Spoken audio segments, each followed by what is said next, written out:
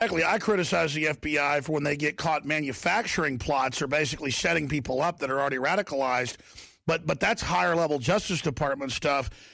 Usually, just like 9/11, you had FBI at the grassroots trying to stop hijackers, ordered to stand down.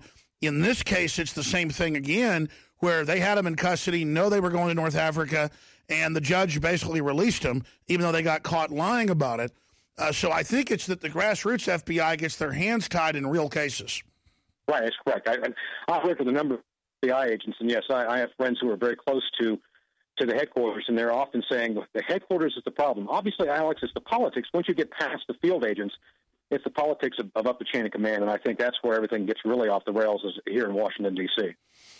What do you think Washington's main strategy is? Because we know they were funding the whole anti-Syria deal. Now they claim they're fighting ISIS. You're up there in a lot of classified stuff you can't get into. Is this a real war against ISIS, or what's happening? Let's go back, and you predicted this, and we've talked about this a couple of years ago.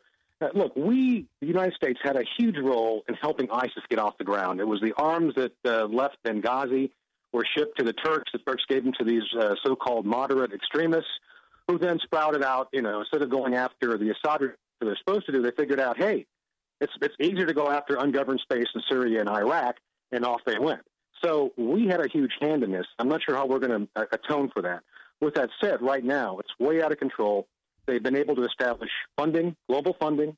Anywhere al-Qaeda was, ISIS will be or is soon going to overcome al-Qaeda.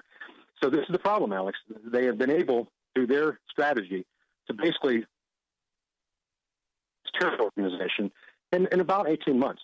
And it's simply put, we are not in the game. Washington does not have a strategy to defeat them either at the local level, at the national level, or at the strategic level. Right now, it's all bets are off. I don't think they want a strategy because they're letting them be Saudi Arabia's proxy army to take over. Wink, wink. What do you say to that? I think that's part of the problem right now is you have people in the Middle East on both sides. That includes the Saudis.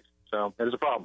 All right, LondonCenter.org. Get his books. Colonel Shaver, thanks for your courage and patriotism and your service. Thanks for having me. God bless you. We'll be back. Stay with us.